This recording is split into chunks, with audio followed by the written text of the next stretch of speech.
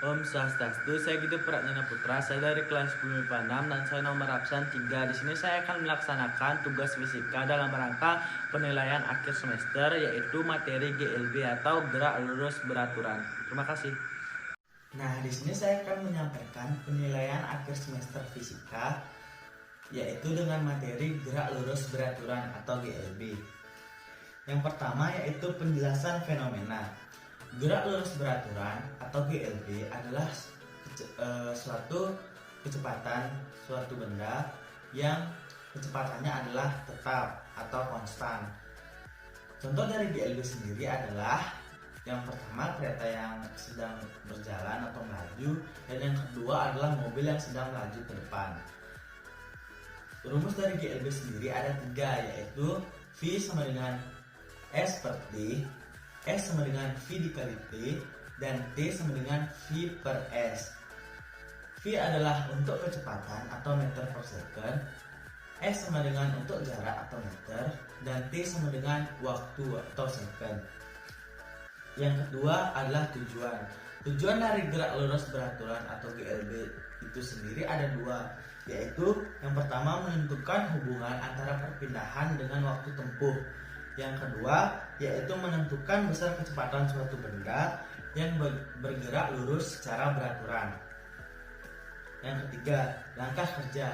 Langkah kerja dari GLB sendiri yaitu ada 3. Yang pertama, mengamati sebuah benda yang bergerak. Yang kedua, mencatat perubahan posisi atau perpindahan benda pada waktu tertentu. Dan yang ketiga, menentukan kecepatan suatu benda berdasarkan perpindahan yang dialami benda pada waktu tertentu. Yang keempat, menyajikan data. Seperti tabel yang didapat, yaitu seperti ini. Jika kurang jelas, saya akan tampilkan di sini. Baik, lanjut ke nomor 5. Nomor 5 yaitu menganalisis data. Nah, kita akan mencari besar kecepatan di masing-masing data dengan menggunakan persamaan kecepatan sama dengan perpindahan dibagi waktu, sehingga kita mendapatkan 7 data kecepatan berdasarkan masing-masing data X dan T, seperti gambar di samping saya ini. Berdasarkan aturan angka penting, melihat komponen X dan T itu harus mengandung 3 angka penting. Jadi hasil kecepatannya dalam pembagian juga harus mengandung angka penting yang terkecil, yaitu 3 angka penting. Maka hasilnya yaitu sesuai yang sudah ada di tabel yang telah saya buat ini.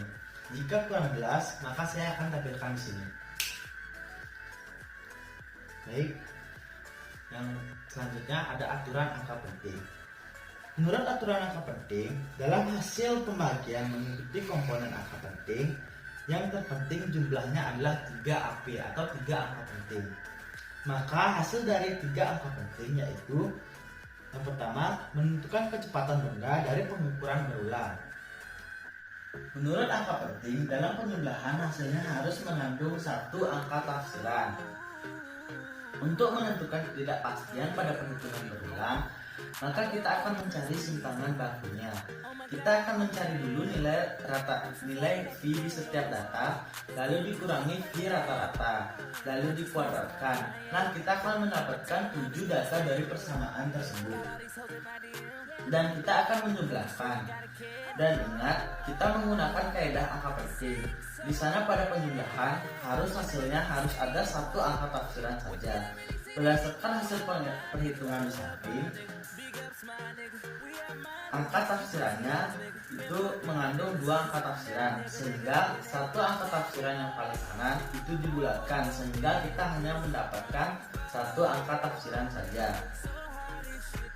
Nah, setelah kita mendapatkan jumlahnya, kita akan memasukkan kesimpangan baku seperti yang ada pada layar. Kita masukkan dan kita akan mendapatkan nilainya.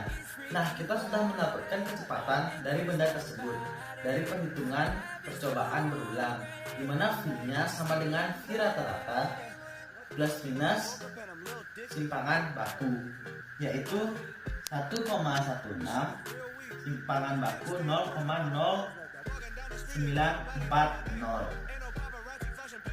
Nah, kesimpulan yang saya dapat ambil dari materi kali ini yaitu yang pertama, perpindahan pada benda sebanding dengan waktu tempuhnya. Dan yang kedua, kecepatan benda tersebut atau benda yang tadi kita bahas adalah 0,16 dan 0,0940 meter per second. Nah, sekian materi yang saya dapat sampaikan.